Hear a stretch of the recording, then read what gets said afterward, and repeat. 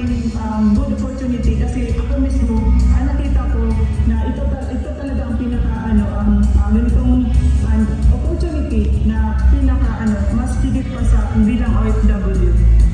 Good news na dahil doon nakapag-for good ako. Ngayon, dati na-inspired ako sa mga mentors natin, lalo na sa may-ari ng Tao Debate, si Engineer Robert De La Piña at sa mga BODs. Grabe, sobrang silang nakaka-inspire. So ngayon, nakakasama ko na sila na kamayan, na kasisa din tayo sa nagiging top 21 sa Tao Debate.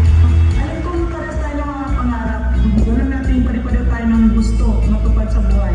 So, kung kaya ko, alam kong mas kaya niyo. Pagmalig sa ating lahat, mga pala si Raymond Kilbawakan, dating estudyante na ngayon isa ng full-time dito sa ating negosyo sa Tao Debate. Nainvolve ako dito sa gantong negosyo sa tulong ng aking nanay, OFW from Saudi, na ngayon, so makapag-good na dito sa ating company sa Tao Debate, and also kumikita na din dito sa ating company ng malaki. Kaya ikaw, ngayon na nanonood, alam kong magagawa mo rin, kung ikaw naman din ay OFW. Kaya so kung nagawa ng nanay ko, kaya so mas magagawa mo rin. Kasi ako, nag-start ako dito sa ating negosyo, nag-start ako bilang isang marketer na walang alam dito sa ganitong negosyo. Wala lang, kumbaga, trinay ko lang siya dati nung ako'y nagsisimula. Ginawa ko lang siya dahil sinabi lang ng nanay ko. Pero konti-unti, habang nakakatin ako ng mga trainings, naiintindihan ko na maganda pala yung ganitong opportunity at dito ko rin nakuha or nakita kung ano yung pangarap ko kasi dati wala akong pangarap. Na ngayon, konti-unti, grabe nakakabalyo kasi kumbaga for 2 years, ayan, so naid ko po yung first car ko. Kung ikaw ngayon ay isang marketers katulad ko, ayan, so tuloy-tuloy lang po tayo kasi kumbaga isipin lang natin kung ano yung why natin, di ba? Isipin lang natin kung para saan ba yung ginagawa natin. Okay, tuloy-tuloy lang tayo. Alam kong ikaw na po yung next, kaya tuloy mo lang. And for our world share, let us all welcome Mr. J. Michael Tawakan and Miss Alpe Balanya.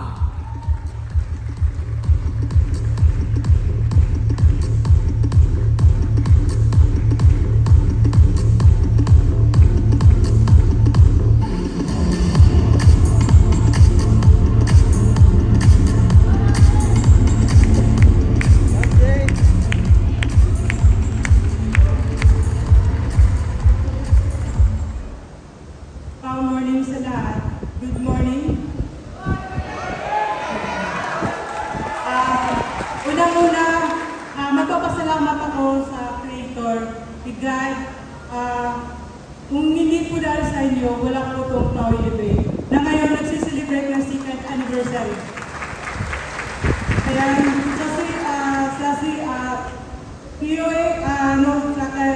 CEO, Engineer Robert De La Piña, thank you sir, kasi kung wala ka po, wala pong Tao Debate. So sa mga board of director, thank you po sa walang sawang hands-on na gumagawa. So, name ko po ay LP Balanya, former OFW from Saudi.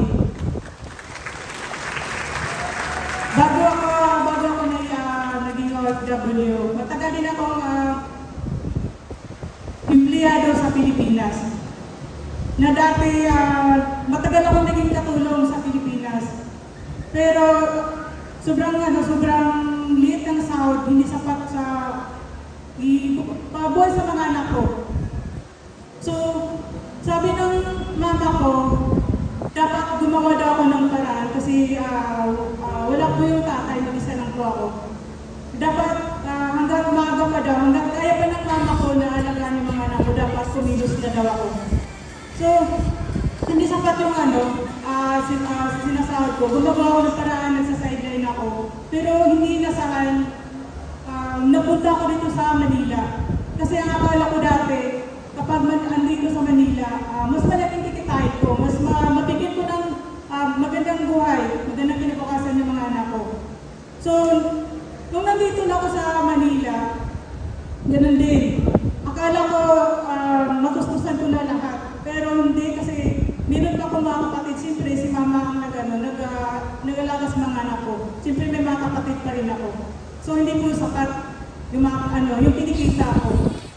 Dumating ang time, nabalitaan ko yung mama ko, bumalik pala sa dati niyang amo. So hindi ko akalain na iwanan ni mama yung mga anak ko sa ibang tao. So nung time na yun, sobrang sakit. Siyempre, walang ina na gustong talikuran na ang mga anak ko maliit pa. Nagtiwala ako kay mama. Pero nung time na yun, gusto ko na umuwi. Gusto kong lumipad, gusto kong tingnan ko ano nangyari sa mga anak ko. Pero wala akong magawa kasi bata din ang inalagaan ko. Takot ako noon. Akala ko, kapag iwanan ko yun, makukulong ako. Siyempre, may pinirmahan ako, may kontrata din ako kasi galing ako ng agency. So, nung time na yun, wala akong magawa. Ang sabi lang, okay lang daw ang mga anak ko. Hindi pa uso dati yung cellphone, hindi ko alam, wala akong na makausap. Halos hindi ako makatulog. Akala nila lagi akong tulog, pero halos akong tulog kasi namamaga laging mata ko sa kaya. Hindi ko alam kung ano na kayo kinakain ng mga anak ko, kung nakatulog ba sila, kung sino katabi nila. Kasi sanay yun sila na tabi ko talagang matulog. Hindi ko, in-imagine ko kung saan kaya sila, sino kayong katabi nila. So yun, nag-alaga ko sa anak ng ibang tao, pero yung anak ko, hindi ko alam kung nakakain ba. So habang tumatagal, nagkaisip na yung mga anak ko, nagtatanong na saan daw yung ina. Kasi nakikita nila, naiingit sila kung bakit yung ibang mga kabataan may mga mama. Atid sundo sa school, inalagaan, samantalang sila wala. Nakatingin lang, nag-aantay lang kung sino magtatawag sa kanila, kung andun, marami mga tiyahin ko. Pero iba kapag magulang. So, naisipan kong kahit hindi kahit gusto ng mama ko, gusto ko nang umuwi. Kaso lang ang sagot ni mama, kung uwi ka, may uwian ka ba? May bahay ka ba? Kasi nung time, lahat nagkaiwala sila ng mga papa. Binita ni papa lahat yung malupain at bahay. So wala na pala akong uwian. So saan ako pupunta? Saan ko itira yung mga anak ko? Isa na rin sa nasubukan kong tinaboy ako ng auntie ko dati kasi anak lang pala niya ang gusto sa akin. Kasi gusto niya bayaran ko yung mga pinagagastos at saka puyat, bayaran ko daw. So grabe. Kaya ayun, sa madaling salita, dumating ang time naging empleyado ako. So hindi ko kalain, nag-apply ako sa ibang agency. Imbis mag-interview ako bilang katulong, pero napunta ako sa malaking company, sa isang negosyo, so doon ako naging empleyado ako. Matagal din ako doon, so tuwang-tuwan ako, kasi akala ko, mabigyan ko na makuha ko na yung mga anak ko, nakasama ko na. Pero hindi ko iniisip na kapag ganun pala empleyado, lahat ng bilis na bayaran mo, ikaw magbabayad. So, yung sinasahod ko, kulang pa pala kahit yung pamasahe ko, utangin ko pa. So, yun ang nangyari. Kasi dati, sabi ng mga tao sa amin, iniwanan mong anak mo, nag-abroad ka na rin sana. Kasi noon, takot talaga ako mag-abroad. Ayaw ko talaga, takot ako lalo sa mga nabalitaan ko. Pero nung time na yon, gumawa na talaga ako na talaga. Sabi ko, kaya pa ba? Matanggap kaya ako bilang OFW sa edad ko. So ayun, hindi ako nagdalawang isip.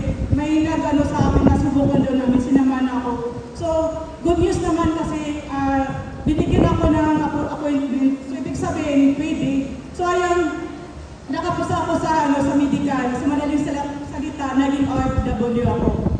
Pagdating sa ibang bansa, akala ko, last card ko na talaga yun kasi sa dinabidama ng mga pinagdaanan ko, kasi hindi naman talaga ako tamad, nagsasideline talaga ako bukod sa trabaho ko. Pero, akala ko, okay na yun, mabigyan ko ng sapat na ibibigay kong itusto sa mga anak ko na hindi na sila magkawatak-watak. Yun pala, dumating ang time na, dumating 6 na buwan, isang beses sila ako nasawaran ng amo ko. So, doon nag-point na bakit ganon? Hindi naman ako nagkulang, halos ginawa ko ng lahat, halos hindi na ako kumakain, hindi na nagpupuyat ako para lang makita nila na okay ko. nababastusin. Pero minsan, tinatanong ko ang taas na bakit, napaka-ano mo naman, napaka-damot mo naman. Anak ko yun eh. Bakit hindi ko masama? Bakit hindi ako nag-alaga? Bakit ako? Hindi naman ako nagtulong.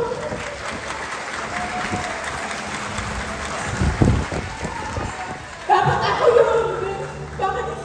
Nandito na ako sa ibang bansa, pero bakit sa sahod pa lang, nagdamot na sa akin. Pero hindi ko alam na may puros pala yun. Kasi dumating sa time, kaka-scroll ko sa cellphone, maraming nagtatag. Isa doon sa nagustuhan ko, online business. Ayun na yan nakumpisa na sabi ko, baka ito na yun. Hindi talaga ako lahat ng mga, sinusubukan ko talaga. So, nang in-explain niya ang marketing plan, online business, hindi na ako nagdalawang isip. Ginagrap ko na, kasi bakit sa dinadami na mga nangyari sa akin, bakit hindi ko pa subukan? Bakit nakatakot pa ako? Ginawa ko na yung parang sugal. Kasi noong time na yun, unti-unti na akong sinaura ng amo ko. Unti-unti na akong sabi ko, ito na pala, may purpose pa pala. Buti na lang, kasi muntik ko na magsumbong sa embassy kasi ang agency walang pakialam. So buti na lang, hindi ako doon nagsumbong. Kasi may problema na pala yung amo ko, nag-iwalay sila sa asawa. So yun, unti-unti nila ako sinahuran. So hindi na ako nagdalawang isip. Nag-multiple accounts po ako doon. Hindi po, kasi yung mga anak ko, nakakarinig na ako ng mga masamang salita. Pero inintindi ko kasi, siyempre, kung tayo nga ina nasasaktan sa mga salita ng anak mo, siyempre, mas masakit sa kanila kasi saan ka, ina ka, iniwanan mo kami. 2 years old pa lang, iniwan ko na sila.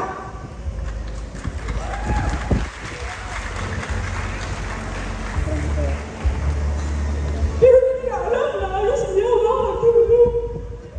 Pero kayo kanina.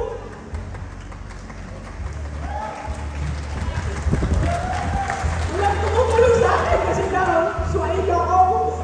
Bakit na pinili ko yung dalawa? Hindi ko naman yung ginusto. Pero siyempre, andun na yun. Alam ka naman, inuwanan ko mga anak ko. Sabi ko mga dati, na kahit gano'n na lang akong kabet, basta huwag ko lang kami iwanan na natin ang amalan ng mga anak ko. Pero wala, iniwan pa rin kami kasi yung auntie ko, hindi na yung anak ko, hindi na binalik. Yun ang dinailan niya. So yun, yung inataw ko yung online business, tinatrabaho, halos gigil ako ng time na yun. Sabi ko, last start ko na talaga yun, ito na yun. Sabi ko, kahit mahirap, gagawin ko to. Pero dumating ang time, hindi pala yun para sa papa ko kasi namatay din yung papa ko. Yun na time na dapat, yun na talaga dapat gumawa na ako na uwi na talaga ako. Kasi buhay yun eh, nawala. Nawala si papa na matagal ko na sabi ko pa, ayaan mo, magkita pa rin kita. Ano na yung 30 years hindi kami nagkita ng papa ko. Sabi ko lang, ayaan mo pa, pag-uwi ko, lagaan kita kasi nakasakit yun. Pero hindi ko nagawa. So, hindi ako makakawin kasi kahit mismo ako, gusto man akong kawain. Bawal kasi wala akong vaccine noon. Bawal makakalusmasok sa airport. So ngayon, sabi nila huwag na ako magtrabaho. Pero naisip ko yung sabi ni Papa, Pain, huwag kang mag-alala sa akin. Okay lang ako. Basta pag okay ka na, umuwi ka. Binanggit niya ang pangalan ng mga anak ko. Umuwi na ako pag okay na ako. So yun, naisip ko, oo nga naman, bakit ako may mga anak pala ako? Oo, nawala si Papa, pero may mga anak ko, may mama ako. So ayun, nagtaka yung amo ko, bakit nagtrabaho ako. So ayun, doon, piniliwanag ko, in-explain ko sa Papa, sa amo ko. So ayun, sinahuran nila ako ulit. Kumuha ako ng dalawang marketer agad, So, good news doon. Isa sa kinuha kong marketer is anak ko. Kasi akala ko dati galit sa akin. Yun pala, pag sinabi ni Ma, sobrang sarap sa pakiramdam. Ma, kumusta ka Ma? Ayun, akala ko galit. Yung tinawagan ko, pinumusta ko, hindi pa pala nag-asawa. Kasi akala ko nag-asawa na. So yun, siya ang kinuha kong marketer. Pumayag naman siya. So good news, hinataw namin yung siya ang nagbahala, siya ang nagano sa akin, may ito gawin. tulong mo, tinuruan niya ako. So, madaling salita, nakapag-for good ako dahil sa kanya. Hinataw niya ng online business, hindi na ako pinabayaan. So, dahil sa kanya, ang sarap sa pakiramdam. Kasi dati, akala ko, wala na talagang pag-asa. Kasi wala akong ipon. Pero dahil dito sa online business, nagawa namin na hanggang ngayon, nagsama kami. Magkasama na kami sa hub. So, ayun, napakasarap sa pakiramdam. Thankful ako sa kanya, lalo na sa mga grupo sa Splash Family. So, ayun, thank you kasi sobrang napaka-proud kayo kasi kung anong sinasabi ng apply nyo, sinusunod nyo.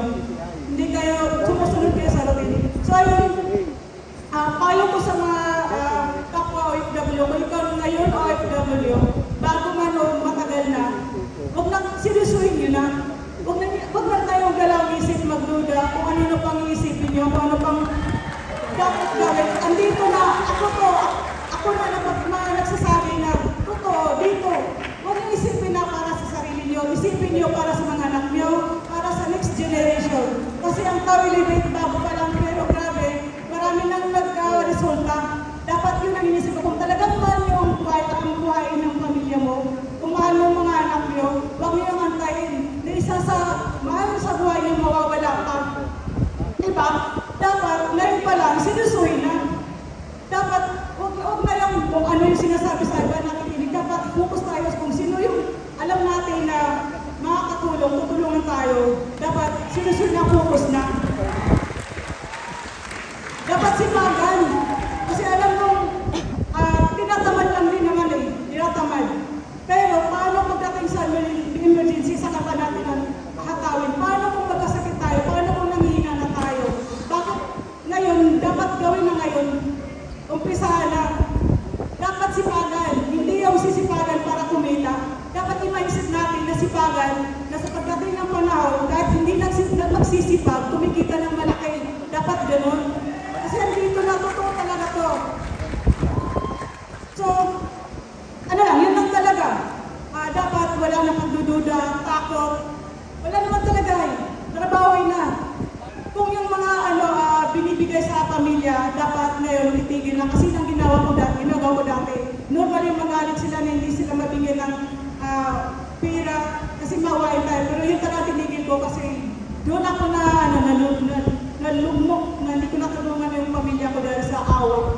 So, yun ang masabi ko na kung ako nagawa ko na mas magigad sa inyo, what if kayo mga bata pa, may kakayanan pa, may trabaho, may sweldo, saglit lang naman to sacrifice lang talaga.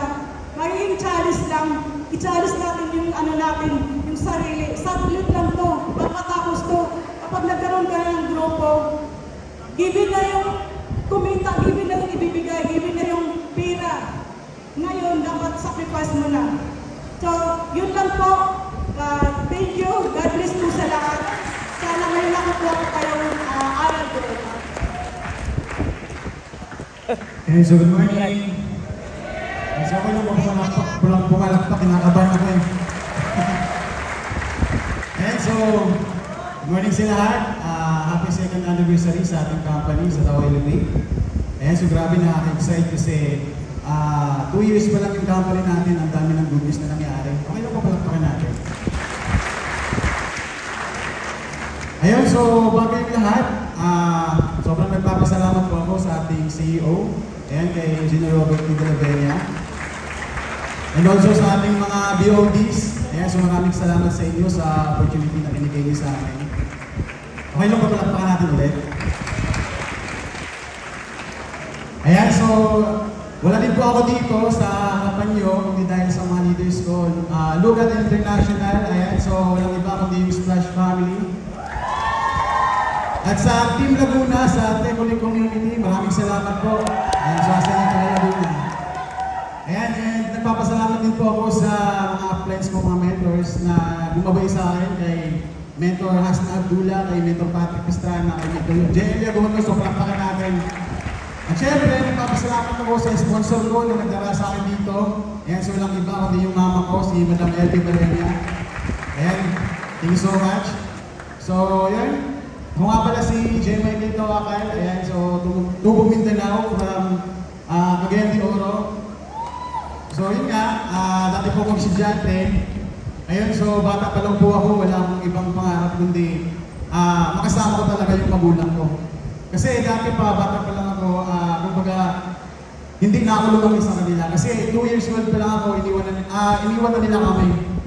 Yun po yung naging buhay ko dati. Sobrang hirap na, alam mo yun, kasi yung papa namin, iniwan kami. Si mama naman, umalis kasi gawa nga may problema. Siyempre, kailangan niyang harapin yung problema na meron siya. Sobrang hirap kasi, alam mo yun, sobrang hirap na pinagdaanan ko. Kasi mahirap po na lumaki na walang magulang. Tama ba? Alam mo yun, kasi ako kasi yung tipong, ako kasi yung tipong tinataboy ako ng mga kamag-anak namin. Ako kasi yung tipong, alam mo yun, pinapalayas, sinasaktan kasi, pero naiintindihan ko naman yun kasi may galit na sila sa mga magulang ko.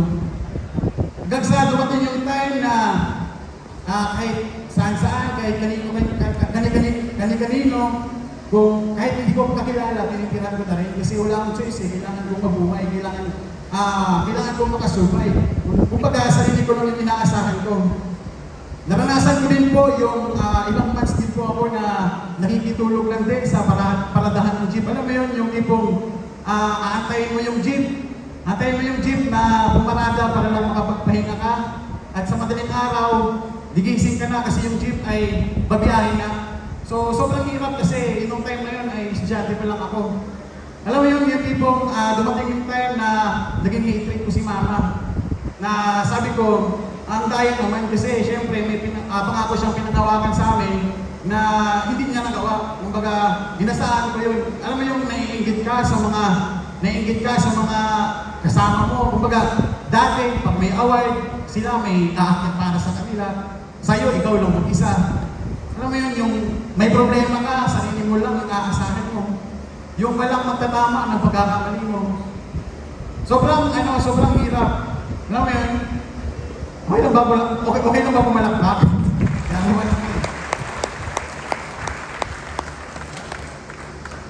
Ayan, pero nagpapasalamat din po ako sa mga nangyari sa akin dati kasi doon ako tumibay. Doon lumakas yung loob ko na kailangan abutin ko yung pangarap ko. Para makasama ko yung pamilya ko. Ikaw, ganun ka ba? Kaya nagpapasalamat ako sa Tao Innovate na dati pinapangarap ko lang na makasama yung nanay ko, nakasama ko dahil sa Tao Innovate. Kaya dapat pinapalakpakan yan. Sobrang sarap sa pakiramdam na kukunin mo yung pangarap mo, kasama mo yung nanay mo. Ano ba? Dati pangarap ko lang talaga yun. Ang good news dyan, wala pang 2 years, last December, sunahit ko po yung first car ko. Alam mo yun, yung pangarap ko dati na di ko sukat akalain yung binitaw ay na dating tinataboy, na dating minamaliit, ngayon may pagmamalaki na. Kaya kung ikaw o OFW ka ngayon, huwag kang pumayag na nag-aalaga ka ng ibang anak, yung anak mo hindi mo malagaan. Ano ba? Huwag kang pumayag na yung anak mo lumaki dahil wala ka. Huwag pumayag na mapariwala yung anak mo dahil walang gumagabay sa kanya. Ano ba? Kasi naranasan mo po yun.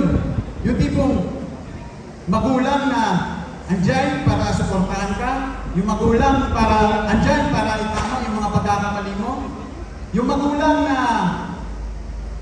gagabay sa'yo. Alam mo yun, kasi dati hindi ko po yun naasahan. Sarili ko lang po yung inaasahan ko.